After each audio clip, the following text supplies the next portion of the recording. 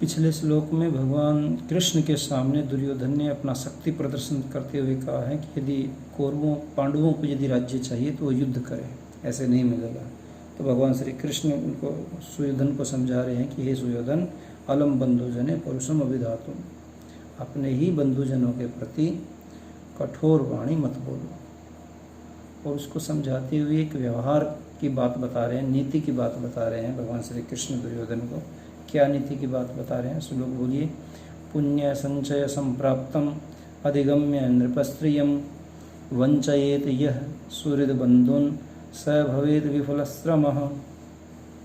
कि हे दुर्योधन, कि पुण्यों के संचय से संप्राप्त माने पाई हुई ये नृपश्रय माने राजलक्ष्मी, अनेक जन्म जन्मांतरों के पुण्यों के संचय से, कितने अच्छे अच्छे तुमने काम किए होंगे अनेक जन्मों में, उनके संचय से माने उनके पुण्यों के इकट्ठा हो जाने से संप्राप्त माने प्राप्त की हुई पाई हुई ये नृपश्रय माने राजलक्ष्मी, इस राजलक्ष्मी को अधिगम माने प्राप्त करके, लप प्रत्यय लगा हुआ,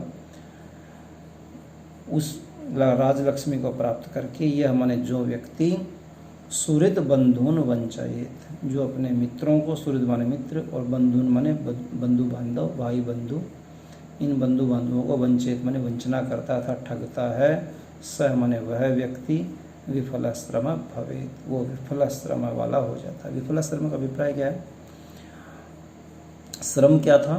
श्रम माने परिश्रम, और परिश्रम क्या था? अनेक जन्मों के पुण्यों का संचय, कितने सारे जन्मों में अच्छे अच्छे कार्य किए होंगे, वो श्रम, वो परिश्रम, उस परिश्रम का फल क्या था? नृपश्रयम, उस फल से वी माने रहित, उस फल से व्यक्ति रहित हो जाता है, अर्थात उसका राजलक्ष्मी उसकी जाती रहती है यदि वो इस प्रकार के कार्य करता है, अपने ही बंधु बांधवों को ठगता है, धोखा देता है। तो विशेष में लिखेंगे तो अनुष्टुप छंद है, 8 वर्ण होते हैं। और भगवान श्री कृष्ण ने अर्जुन उसको दुर्योधन को शिक्षा दी है जो सर्वोपयोगी है, आज भी, कल भी, उस समय भी, तीनों कालों में। जब दुर्योधन ने ये चीज़ें सुनी तो दुर्योधन को बड़ा अजीब लगा, और दुर्योधन कह रहा है कि तुम शिक्षा दे रहे हो, तुम कैसे हो? दुर्योधन कृष्ण को कह रहा है 26वें श्लोक में, बोलिए। शालम तव गुरो भूपम कंसम प्रति तेन ते दया कथम अस्माकम एवं शातेषु नित्यापकारिषु। ते दया, कृष्ण को कह रहा है दुर्योधन की, हे दूत, तुम्हारी दया, जो तुम अच्छी अच्छी बातें कर रहे हो, जो कृपा दिखा रहे हो, ते दया माने तुम्हारी दया, तव गुरु शालम भूपम कंसम, तव गुरु तुम्हारे गुरु, गुरु का पिता, तुम्हारे पिता का शालम, शालम कहते हैं साले को, जो अपनी पत्नी का भाई होता है, अर्थात मामा।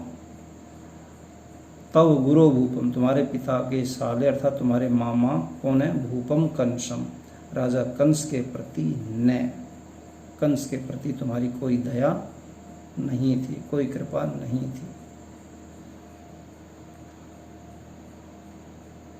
इसलिए एवं मान इस प्रकार से, तेसु नित्यापकारिषु, उन नित्य हमेशा अपकार करने वाले पांडवों पर, अस्माक माने हमारी, दया कथम स्यात्, किस प्रकार से हो जाए। जैसे तुम्हारी दया अपने मामा के प्रति नहीं थी क्योंकि वो भी तुम्हारा हमेशा अपकार करता था, अनिष्ट करता था, उसी प्रकार एवं माने उसी प्रकार पांडु भी मेरा हमेशा अपकार चाहते हैं, इसलिए मेरी भी कथम स्यात्, कैसे हो जाए। जब तुमने दया नहीं दिखाई तो हम दया कैसे दिखाएं, इसलिए तुम हमें इस प्रकार का उपदेश मत दीजिए।